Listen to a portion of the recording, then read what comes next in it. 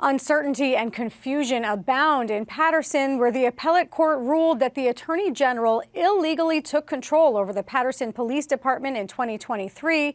That control came after several deadly police shootings and dozens of criminal charges against officers that Attorney General Matt Platkin said created a crisis of confidence in the city's police force.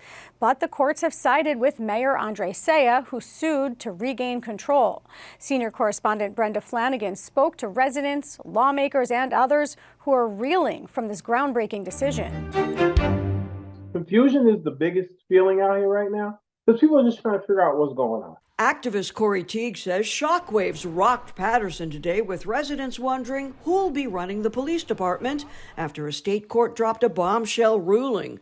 The judges decided New Jersey's Attorney General illegally took over Paterson's troubled police almost 2 years ago, ruling the AG does not have the legislative authority to supersede municipal police departments without their consent. The court ordered control should revert back to the original police chief and City Hall. The AG appealed within hours.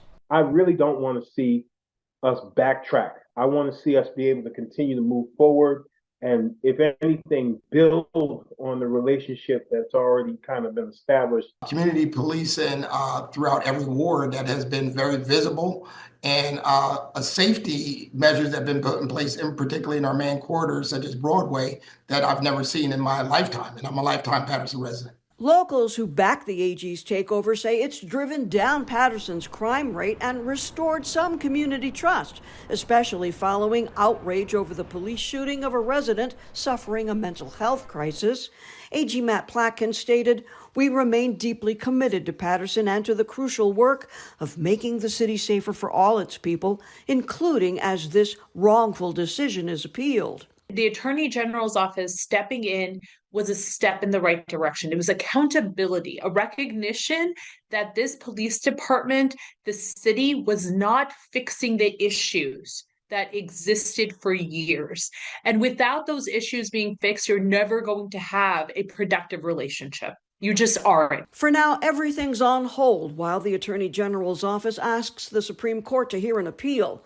They warn justices a takeover reversal risks chaos in the chain of command for the police department imminently as to who leads the department, while fragile police reforms remain underway, which will undermine the public safety for all residents. It doesn't create confusion. This is what is needed. Collaboration. That's what we needed to begin with. And no one should usurp an elected official's authority, especially under false pretenses. Mayor Andre Saya, who along with his former chief of police filed the lawsuit challenging Platkin's March 2023 takeover, says crime rates here started dropping before then. He adds the AG got an extra $20 million in state aid for policing Paterson, and Saya wants that to continue. The court has said the takeover was not needed, but resources are needed. So if they are sincere, meaning the Attorney General, he's not going to turn the spigot off. He's going to say, look, I really want Paterson to succeed. The mayor applauds Platkin's recent decision to appoint 40-year veteran Paterson Police Captain Pat Murray as the department's new officer in charge.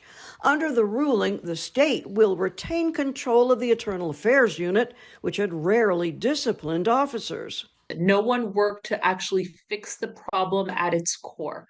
And when the state stepped in, when the AG stepped in, instead of cooperating, they sued. I think everyone should be asking, what are you going to do now? It's almost like the city's holding its breath. What happens next is up to Jersey's High Court. I'm Brenda Flanagan, NJ Spotlight News.